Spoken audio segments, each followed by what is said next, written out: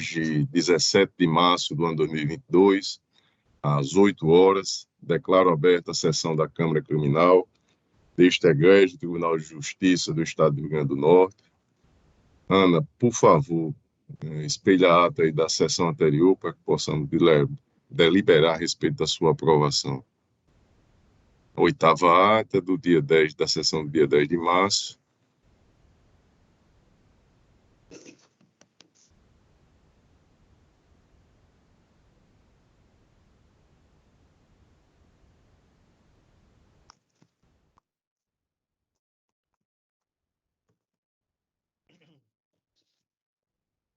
Todos de acordo? De acordo. Aprovada. Expediente algum, Ana? Não há, Excelência. Obrigado. Comunicações, indicações e propostas. Eu não tenho nenhuma. Doutor Zé Alves continua conosco ainda na próxima sessão, não é isso, doutor Zé Alves? Sim, Excelência, até o final do mês. Perfeito. Então, desembargador Saraiva Sobrinho, comunicações, indicações e propostas. Senhor presidente, bom dia a todos, bom dia, eminente procurador, meus cumprimentos.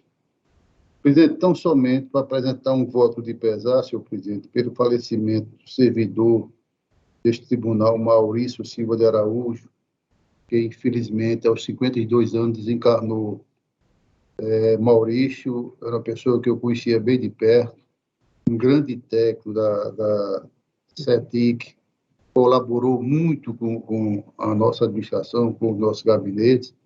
Nós, lamentando, queremos transmitir esse conforto, apesar desse voto de pesar, senhor presidente, a toda a família. Perfeito, desembargador Saraiva. E foi quando o falecimento? Foi dia 16, ontem, né?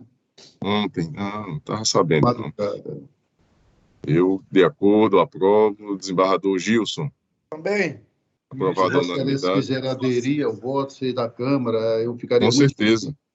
Com certeza, desembargador Saraiva. Escrever e externar aí os sentimentos à família enlutada. Doutor Zé Alves. O Ministério Público se associa, Excelência. O Ministério Público se associa, Ana. Mais alguma proposta, desembargador Saraiva? Eu não, presidente. Obrigado. Desembargador Gilson Barbosa. Também não, presidente. Então, esgotada essa etapa, vamos aos julgamentos e priorizando aqui os processos que têm pedido de sustentação oral. O primeiro deles é o que da ordem cronológica número 33 da pauta, é o recurso em sentido distrito número 810920, distrito 36, do ano 2021, a origem, a segunda vara criminal da comarca de Natal, recorrente Carlos José da Silva Neto, o advogado Dr. José Majuli Bezerra Filho, recorrido ao Ministério Público. Eu sou o relator. Doutor Majuli está na sala? O advogado está na sala? Ele está na sala, ele entrou aqui. Ele está dizendo que está com problema de áudio e vídeo aí, Ana. Presidente, pela proposta de eu voto... estou dando provimento ao recurso e já tem registrado aqui os votos do desembargador Gilson e do desembargador Saraiva. O Ministério Público vai querer sustentar, doutor Zé? Não, Excelência, não há necessidade. Não creio que o advogado também vai fazer sustentação. Eu estou dando provimento ao recurso em sentido estrito e aqui no sentido de...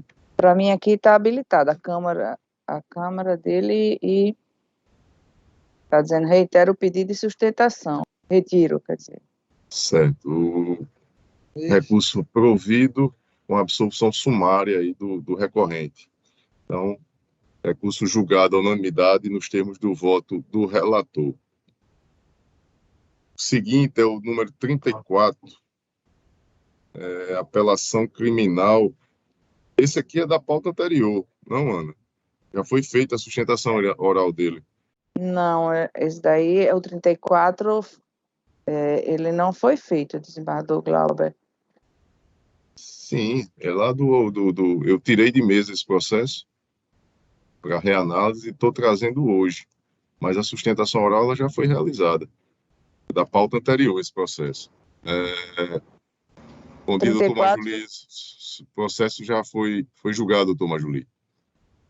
Perfeito? Um abraço. O número 34, ele é da pauta anterior. É o apelo criminal número 3391, dígito 25, ano 2005. O apelante Wilson Pereira de Alencar, o advogado Dr. José Augusto Neto, apelado ao Ministério Público, eu sou o relator, e este processo, ele, após a sustentação oral, ele foi retirado de mesa para reanálise. Não é o 32, não, o desembargador, que foi retirado para reanálise. O 32, isso, bem observado, 32, não, o 32 também.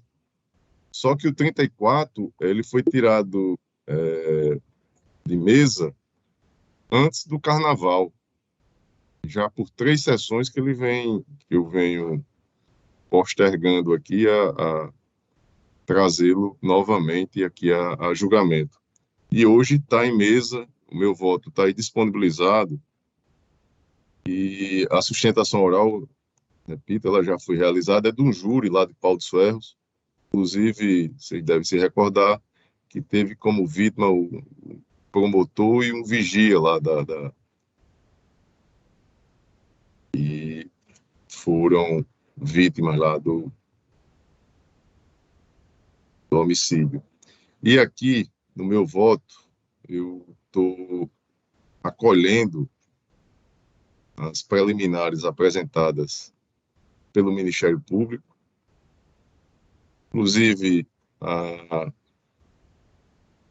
que a defesa pede a realização de um novo júri, argumentando que o julgamento seria contrário à prova dos autos. Acontece que esse julgamento ele já foi anulado e aqui não poderíamos agora fazê-lo novamente nesse sentido. Há um impedimento legal no sentido de somente permitir a anulação uma única vez. Isso é o parágrafo 3º do artigo 593 do CPP. E, no mais, o que resta, a análise meritória, seria a pretensão de um refazimento da dosimetria, em especial por considerar o concurso formal e não material. E em harmonia com a 6ª Procuradoria de Justiça, eu conheço parcialmente o apelo e nego-lhe provimento. Os crimes, eles têm desígnios autônomos e, por conta disso, o concurso material. Ainda que se admitisse o concurso formal, seria impróprio e a somatória de pena seria o mesmo. Então, eu nego provimento ao apelo e o revisor, desembargador Gilson Barbosa. Presidente. Desembargador Saraiva Sobrinho. Também, senhor presidente. Acompanho Vossa Excelência. É um processo julgado à unanimidade nos termos do voto do relator. Na sequência, e corrigir isso aí, viu, Ana? Que ele era da pauta anterior, inclusive já com a sustentação anterior, já com a sustentação oral realizada. Tem o número 6, o apelo criminal número 605, de 58, ano 2009, a origem, Vara Única da Comarca de Alexandria, apelante o Ministério Público, apelado ACA-DO, o advogado Dr. Júnior Aldaélio Alves de Oliveira, desembargador Saraiva é o relator, eu sou o revisor, e aqui tem segredo de justiça, não é isso, desembargador Saraiva? Isso, presidente. Mas bastei aquela recomendação ao advogado para nós ganharmos tempo e fazer o julgamento. Doutor Aldaélio, está na sala? Se tiver... Sim, excelência. Me encontro na de sala. realizar a defesa oral sem identificar as partes e sem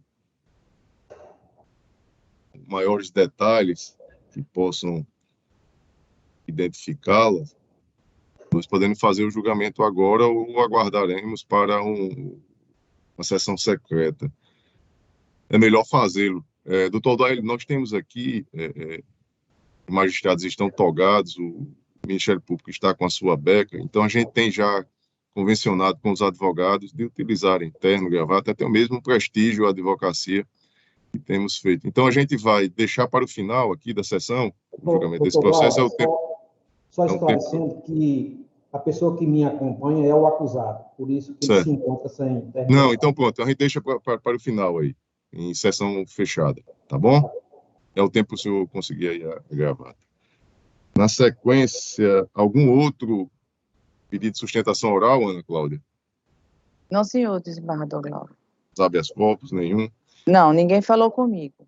Então vamos aqui na pauta anterior, temos o 31, recurso em sentido estrito número 81.3628, diz 59, ano de 2021, a origem, vara única da comarca de Marcelino Vieira, recorrente, Bruno Rafael Medeiros Fernandes, o advogado doutor José Augusto Neto, recorrido Ministério Público, eu sou o relator, e estou anotado aqui que, após o voto do relator, negando provimento ao recurso, pediu vista dos autos o desembargador Saraiva Sobrinho. Processo em mesa, desembargador Saraiva. Presidente, em mesa, presidente. Inclusive, eu acompanhei a cota do voto vistas, acompanhando Vossa Excelência enquanto relator, no sentido de desprover o réis. Perfeito.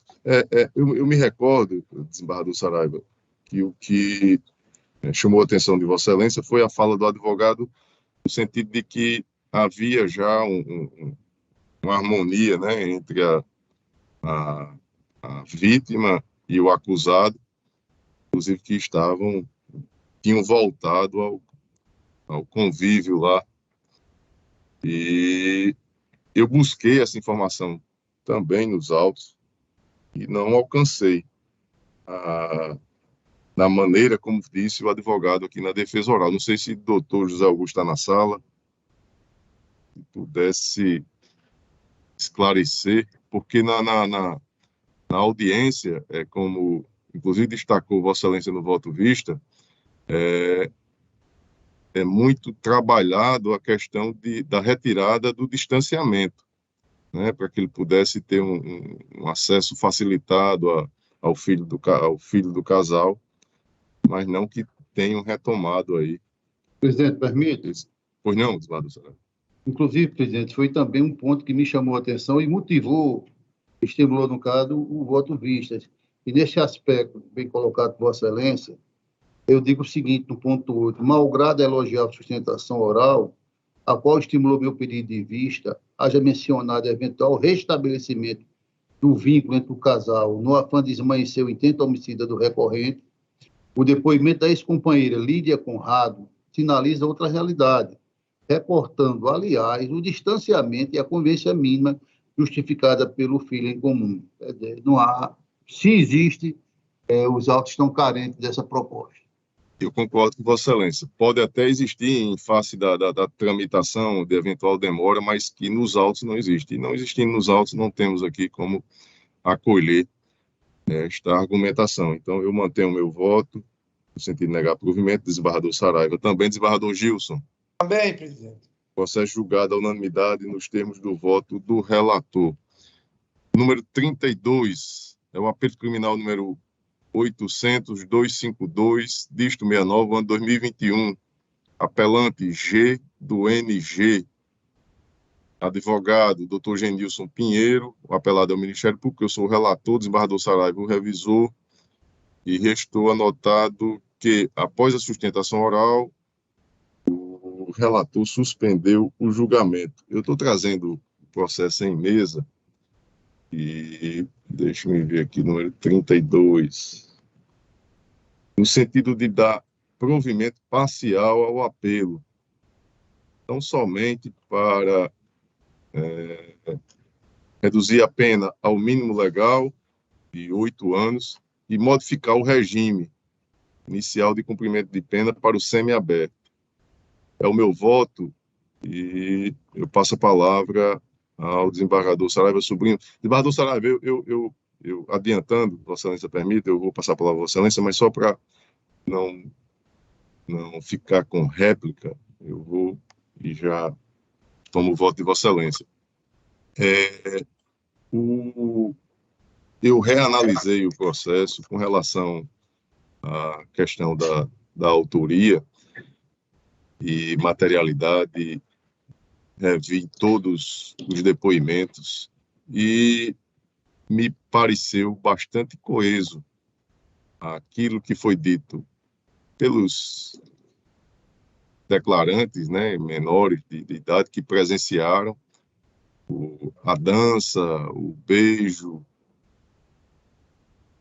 o ato que é considerado como o ponto final lá na dinâmica dos fatos, a retirada do quarto, né, também, que teve a resistência do acusado aqui, do apelante, somente foi possível por conta dos amigos e também de uma senhora lá maior. E com relação ao possível erro de tipo, me parece que não ser o caso também, considerando que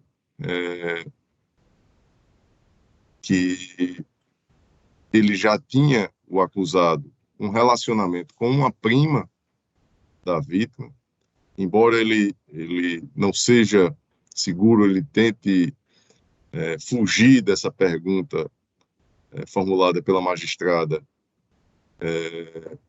Os demais depoimentos levam a esse raciocínio de que ele já conhecia, e até mesmo a estatura da menor não me parece apontar no sentido de que ela já aparentava ser maior de 14 anos. Então, eu ratifico meu voto e dou provimento parcial tão somente para o redimensionamento da pena. Desembargador Saraiva Sobrinho, como vota Vossa Excelência? Senhor presidente, como colocado por Vossa Excelência, eu encaminhei o voto divergente respeitosamente e gostaria de não fazer uma leitura integral de alguns enfoques já rebatidos por Vossa Excelência, mas que me parece plausível no momento.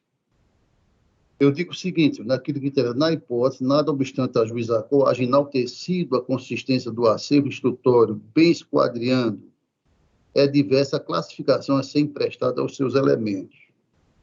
Primeiramente, urge assinalar, mãe e avó da vítima, quando ouvidas em sede de inquérito, ou seja, na efervescência e calor dos acontecimentos, admitiram que sua pupila se mostrava à sociedade local como uma adolescente adulta, participando sozinha de inúmeras festas e bebedeiras promovidas na cidade.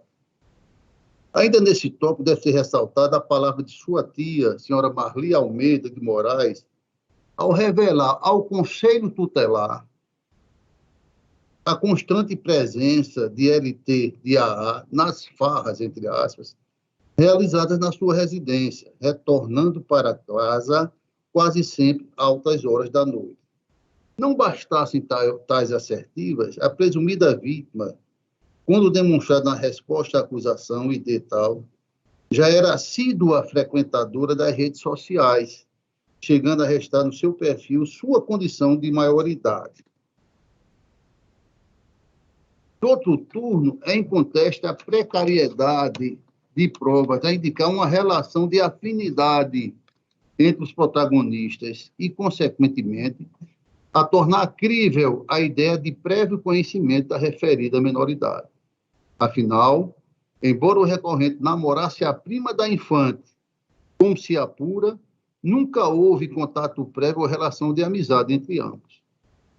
Daí, ao suscitar excludente por erro de tipo, dita argumentativa apenas traduz a realidade extraída da própria narrativa das testemunhas arroladas pela acusação, reforçada ainda em audiência pelo interrogatório do inculpado. Aí eu trago aqui, Espírito, um episódio congênere na PECRIM, que eu também identifico, relatada pelo desembargador Gilson Barbosa.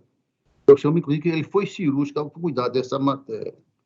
Reproduzo também, de Vossa Excelência, na PECRIM 2013-53, uma posição bem anterior que chancelava esta tese, que eu peço vênia para não ler. Trago, inclusive, posteriormente, o STJ, também isso bem recentemente, do ministro Ribeiro Dantas, que aborda exatamente essa questão sobre o erro. Eu pediria vênia para não dispor, para não fazer a leitura. Prossigo. Nessa alheita, afastando o traço doloso, é impositiva, a meu ver, a absorção do suplicante com esteio no 3866. Prossigo. Demais disso, na remotíssima hipótese de se rejeitar a arguição do erro de tipo, porque houve, na verdade, o erro de tipo, ainda assim, o resultado absolutório subsistia. Realmente, a despeito da admiração nutrida pela douta sentenciante, a doutora Maiana Nadal, uma das mais jovens expoentes do quadro de Togado do Rio Grande do Norte, o veredicto inteiro se acha apoiado unicamente, eu disse unicamente, nas palavras de crianças, permeadas de lacunas, inconsistentes e obscuridade. No cotejo das provas, é de se observar ter sido a tia da vítima, a senhora Marli, expressa ao admitir haver saído de casa por apenas 20 minutos. Eu lembro que não havia um relacionamento, talvez um conhecimento, mas nem uma amizade entre eles existia. E ela saiu de casa exatamente 20 minutos, esta casa onde a vítima se encontrava. Quando então aconteceu o suposto estupro, tal assertiva destaque coaduna-se com asseverado pelo acusado em seu depoimento, ocasião na qual afirmou ter permanecido no quarto com a dita oferida por poucos instantes. Então, são elementos que, se somando, não levam ao contexto no sentido de se condenar. Mas esta é a minha opinião. Ou seja, por indução lógica, tão curto intervalo de tempo infirma o cenário retratado pelas testemunhas de acusação, onde, antagonicamente, descreve a ocorrência de preliminares, beijos, seguido-se sexo oral. Lembre-se que foram crianças. No contexto dessas oitivas, figuram na espécie 3 testemunhas presenciais, sendo, repito, 2 crianças e uma adulta. As 2 primeiras alegam ter visto o recorrente de costas com a vítima de cócoras, sugerindo, de sarto, relação. Já Carla Vitória, a única maior de idade, com bem mais propriedade, afirma ter percebido a hipotética ofendida no colo do acusado, ambos vestidos, negando, outro sim, o cenário desenhado pelos infantes. Então, é flagrante esses depoimentos, e isso, naturalmente, ressoa em prol do acusado. Já concluindo, senhor presidente, de crucial importância é o fato de LT de AA ter sido visualizada logo após esse cenário, com um semblante incomum a quem terminara de ser abusada, vindo a desenvolver uma reação adversa somente depois de trollagem e se achar namorada. Então, ela saiu dali normalmente, tranquilo, sem nenhum aspecto que tenha sido violada, violentada. Ela só reclamou e fez acusação quando a turma, inclusive os menores, está namorando, aquelas coisas do interior. Prossiga, é remansoso o entendimento acerca da relevância da palavra da vítima em caso desses jaez. Todavia, nesses episódios, diferentemente da hipótese ilícita, a versão da vilipendiada se mostra consistente, coerente e segura. Ora, tendo por alvo crianças, não se pode desviar a teoria das falsas memórias, segundo a qual depoimentos podem deixar de verdade por vários fatores, como, por exemplo, o sugestionamento de quem colhe o depoimento, a vontade da criança em agradar a quem lhe questiona e até mesmo o inconsistente do indivíduo recheado por fatos paralelos. Então, essa teoria se aplica bem, falsas memórias. Trago aqui um artigo muito interessante de Catarina Gordiano Paz e Júlio César, que eu pediria vênia para não ler. Sem sombra de dúvida, prossigo essa situação versada, principalmente quando se tem, repito, depoimentos pueris maculados por inconsistência, quer dizer, depoimentos infantis, inconsistentes, rebatidos por uma única testemunha maior, que não visualizou a cena dita pelos menores, mas tão somente ela vestida e ele vestido, ela sentada no colo dele. Daí, excluindo a fala dos infantes, nada resta para amparar a edição de um decreto condenatório. E mais, em um tipo deveras grave e austeramente sancionador. Em prevalecer o entendimento de Vossa Excelência, um beijo vai custar 8 anos de prisão. Nesse particular, nunca é demais lembrar Paulo Rangel, quando sabe e humanamente adverte direito penal. Portanto, estando juiz de prova para condenar, mas não sendo suficiente, então eu peço vênia para não repetir. Por fim, é salutar trazer a conhecimento a mais nova vertente dialética, inaugurada pelo TJRS, em relação aos termos da súmula 953 do STJ e pautado na questão etária do ofensor. Para a Corte Gaúcha, conquanto irrelevante o consentimento do menor, a disparidade abissal de idade entre os envolvidos também deve servir de baliza à resolução da querela. Segundo essa nova corrente jurisprudencial, aspas, reticência, dessa diferença emerge a vulnerabilidade de um dos envolvidos, o que não há sequer a presumir quando eles inexistia a simetria reticência fechuada. Reproduz a propósito o voto do desembargador João Batista, na APCRI, que eu fiz referente do Rio Grande do Sul. E, agora, já encerrando, senhor presidente, eu digo, envolvendo-se a casuística, tem a figura de um acusado com 20 anos de idade, à época dos fatos, residente e domiciliado no interior do Estado, sem muito preparo intelectual, com graves problemas de saúde, surdez e depressão. Veja-se que não é um cabo habilidoso, um malandro, um pinta, um oportunista, pelo menos é o que eu estou visualizando. E visto pela sociedade local como uma pessoa do bem, sem inclinação ao mundo do crime. Então, todos esses elementos devem ser considerados. Ou seja, estamos diante de um jovem, cujo agir deve ser encarado e apercebido com temperamentos, sem o rigor dispensado ao jovem adulto, máximo quando a prova amealhada se limita a revelar, rememoro, a ocorrência de um simples beijo, e aqui faço um aditivo que lhe custou 8 anos de prisão. Senhor presidente, então, respeitosamente, é meu voto no sentido de divergir de Vossa Excelência, absolvendo o apelante na forma do 386, 6 e 7 do CPP. É o voto, senhor presidente. Perfeito, desembargador Saraiva. Respeito a divergência, mantenho o meu voto. Desembargador Gilson Barbosa. Presidente, eu li o voto do desembargador Saraiva e li o de Vossa Excelência. E não me paira nenhuma dúvida quanto à minha posição. E sem maiores delongas, até por ter um espírito meio pragmático, acompanho integralmente o voto de Vossa Excelência. Proclamo o resultado. Câmara, por maioria, deu provimento parcial ao apelo criminal nos termos do voto do relator. Vencido o desembargador Saraiva Sobrinho, que dava provimento total ao apelo criminal. Na sequência, alguma outra sustentação oral, Ana? Não, só o segredo de justiça, não é isso? Sim, senhor, desembargador. Então vamos aqui ao julgamento virtual, e aí depois a gente faz em sessão reservada o julgamento do processo do doutor Aldaélio. Naquela dinâmica, desembargador Saraiva Sobrinho, na relatoria de Vossa Excelência, algum processo que demande... Não, presidente. Não Pela há. validação dos votos já expostos. Eu vou indagar o Ministério Público, doutor José Alves, na relatoria do desembargador Saraiva, desembargador Gilson, na minha relatoria, desses processos que estão para julgamento virtual. Alguma observação do Ministério Público, algum destaque? Mas era só a observação que nós temos, eu recebi 2 pareceres orais, só isso. Perfeito. Vamos chegar neles. Desembargador, então, do desembargador Saraiva, julgados à unanimidade nos termos do voto do relator. Desembargador Gilson. Sem um destaque só, Vossa Excelência tem a é o palavra. de número 26 da pauta, uma apelação criminal de número 823, apelante GS dos S.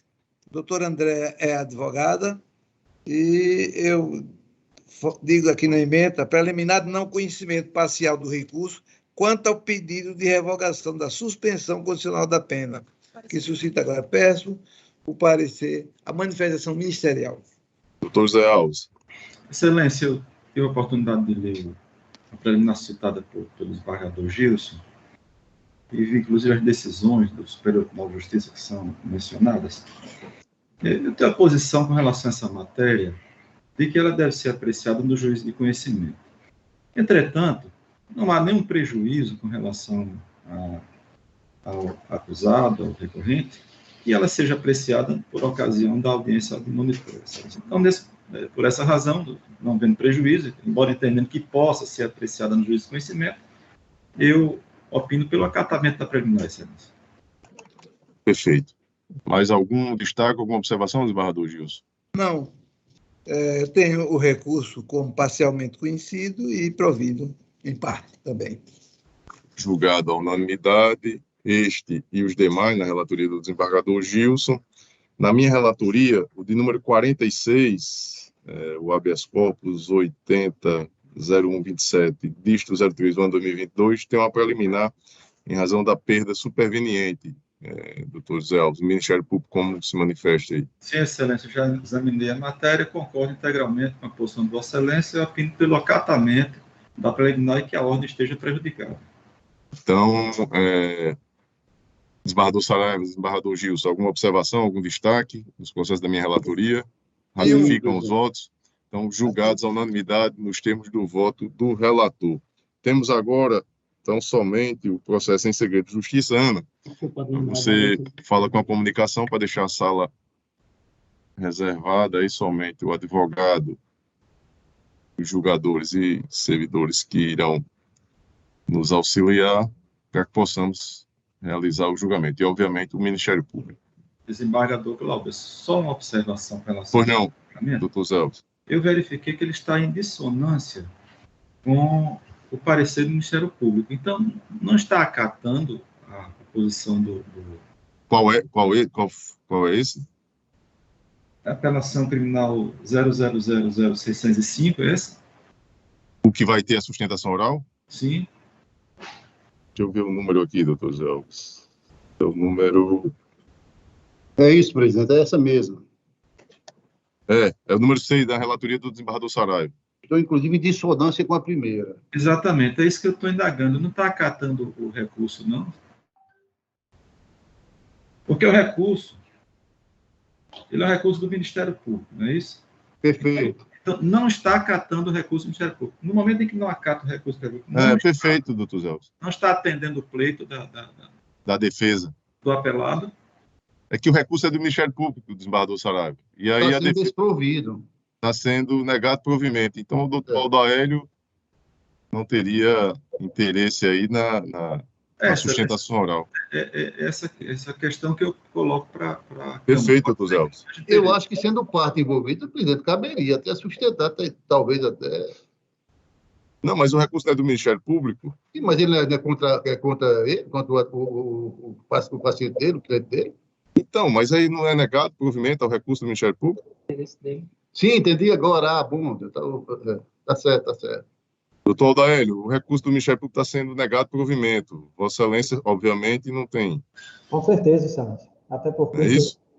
Não bastasse o dispositivo legal, eu abriria de mão da sustentação oral. Perfeito. Eu acompanho o relator, do Gilson. Acompanho. Então, julgado a unanimidade nos termos do voto do relator, negando provimento ao recurso do Ministério Público, doutor Aldaélio. Um abraço, obrigado aí. Um abraço, um prazer em rever. Saúde. E obrigado, doutor Zé Alves, aí, por Também agradeço. Informado. Presidente, eu tenho a leitura de acordo, só a leitura de acordo. Pois não, Vossa Excelência tem a palavra. Leitura de acordo. Presidente, a leitura de acordo no RES 080-2314, da relatoria do desembargador Gilson, que foi julgada a semana passada. Eu digo penal e processual penal, recurso sentido restrito, homicídio qualificado, artigo tal, pretensa decretação do caso preventivo, ausência de motivação concreta e atual a embasar o perigo libertado, cautelar diverso suficiente para salvaguardar o meio social. Precedente deciso mantido, diga a cor de embargadores que integram a Câmara Criminal, por maioria de voto em dissonância com a terceira PJ, conhecer e desprover o RES, nos termos do voto relator vencido, desembargador Gilson Barbosa, que proviu o recurso. Só isso. Eu aprovo, desembargador Gilson também.